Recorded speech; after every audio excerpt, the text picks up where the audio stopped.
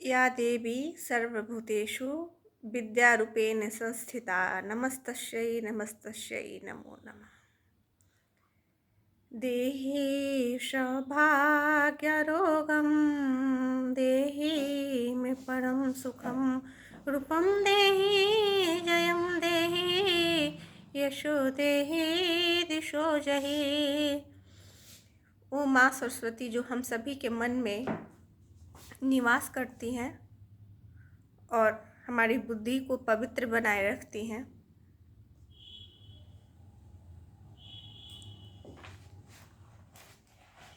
उनकी हम वंदना करते हैं।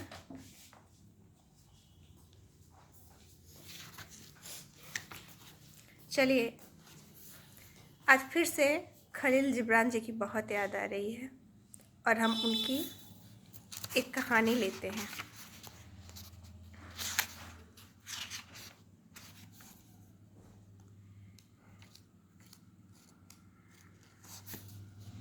कब्रों का बिलाप। अमीर इंसाफ की गद्दी पे बैठा, उसके दाएं बाएं देश के विद्वान बैठे थे। उनके चढ़े हुए चेहरों पर किताबों की छाया खेल रही थी। आसपास सिपाही तलवारें थामे और नेज़े उठाए खड़े थे। सामने लोग यह देखने को खड़े थे कि किस अपराधी को क्या दंड मिलता है।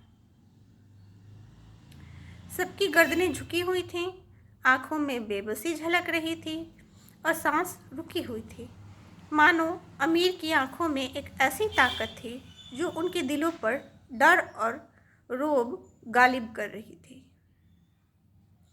अमीर ने हाथ उठाया और चिल्लाकर कहा, मुल्जिमों को एक एक करके मेरे सामने हाजिर करो और बताओ कि उनमें से किसने क्या कसूर किया है।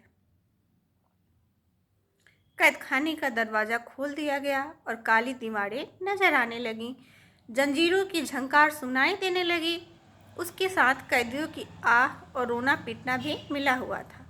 लोग गर्दनें उठा उठाकर उनकी तरफ देखने लगे, मानो उस कब्र की गहराई से निकाली हुई उन मौत के शिकारों पर पहले नज़र डालने में एक दूसरे के आगे बढ़ जाना चाहते हैं। थोड़ी देर के बाद कैद खाने से दो सिपाही निकले, जिनके कब्जे में एक नौजवान था। इस नौजवान के हाथों में हथकड़ी थी और उसकी चढ़ी हुई त्योरी तथा निडर चेहरे से उसके स्वाभिमान और आत्मिक बल का पता चलता था। उसे सिपाहियों ने अदालत के बीच में खड़ा कर दिया और खुद थोड़ा सा पीछे हटकर खड़े हो गए। अमीर ने एक क्षण उनकी तरफ घूरकर देखा, फिर सवाल किया, इस आदमी ने जो हमारे सामने इस तरह सिर उठाए खड़ा है, जैसे अदालत की जकड़ में न हो बल्कि किसी ऊंची जगह पर खड़ा हो, क्या जुर्म किया है? अमीर के वजीरों में से एक ने जवाब दिया, कल एक फौजी अफसर और चंद सिपाही देहात में काम पर गए थे। इस आदमी ने अफसर का कत्ल कर दिया। सिपाहियों ने इसे गिरफ्तार कर लिया और खून में सनी हुई तलवार कब्जे में ले ली। अमीर गुस्से से कांपने लगा। उसके आंखों से आग की चिंगारियां बरसने लगीं। उसने गरजती हुई आवाज में कहा, इसे जंजीरों में जकड़ दो और फिर उसे अंधेरी कोठरी में बंद कर दो। कल सुबह इसी की तलवार से इसका गर्दन उड़ा दो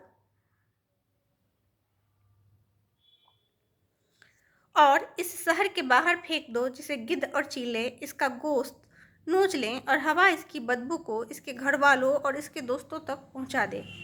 नौजवान को वापस कैदखाने की तरफ ले जाया गया। लोगों की दुख भरी निगाहें उसके पीछे पीछे गई, क्योंकि वह अभी कम उम्र का था, खूबसूरत था और हट्टा कट्टा था। इसके बाद सिपाही एक औरत को लिए कैदखाने से निकले। यह स्त्री बहुत सुंदर और कोमलांगी थी। उसकी आंखों में दुख और निराशा का पीलापन झलक रहा था। उसकी आंखें नीची हो रही थीं और लज्जा के मारे उसकी गर्दन झुकी हुई थी। अमीर ने उस पर निगाह डाली और कहा, इस औरत ने जो हमारे सामने ऐसे खड़ी है जैसे सच के सामने छाया, क्या कसूर किया है? एक वजीर ने उत्तर दिया, यह औरत उल्टा है। रात को जब इसका खाविंद घर आया तब उसने देखा कि वह अपने यार के साथ सोई हुई है। इसका दोस्त डरकर भाग गया और खाविंद ने इसे पुलिस के हवाले कर दिया। यह सुनकर अमीर बहुत बिगड़ा। स्त्री के शर्म के मारे पानी पानी हो गई। अमीर ने ऊंची आवाज में कहा, इसे वापस कैद खाने में ले जाओ और कांटों के बिस्तर पर सुलाओ ताकि यह उस बिस्तर को याद करे जिससे इसने अपने पाप से नापाक बनाया, और इसे इनार मिला हुआ सिरका पिलाओ ताकि यह अपने घर के खाने को याद करे। सुबह होने पर इसे नंगा करके खींचते और घसीटते हुए शहर के बाहर ले जाओ और संसार कर दो। इसकी लाश की वहीं पड़े रहने दो ताकि भेड़िए इसका गोश्त खा जाएं और इसकी हड्डियों को कीड़े मकोड़े चाट लें। उस औरत को फिर कैद खाने की अंधेरी कोठरी में ले जाया गया। लोग उसकी तरफ अफसोस की नज़रों से देख रहे थे। वह अमीर के इंसाफ पर खुश थे, लेकिन उन्हें उस स्त्री के सौंदर्य, कोमलता और उसकी दुखी आंखों पर भी रहम आ रहा था। इसके बाद दो सिपाही अधेड़ उम्र के एक कमजोर आदमी को लिए हुए आए जो अपने कांपते हुए घुटनों को घसीटता हुआ चलता था।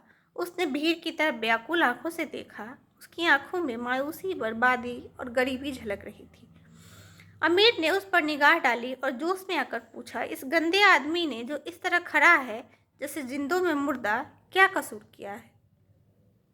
वजीर ने जवाब दिया, यह चोर है। रात के वक्त यह कलीसिया में जा घुसा और जोगियों ने इसे पकड़ लिया। इसकी झोली में पूजा के बर्तन पाए गए। अमीर ने उसकी तरफ देखा जैसे भूखा गिद्ध पर कटी चिड़िया की ओर देखता है।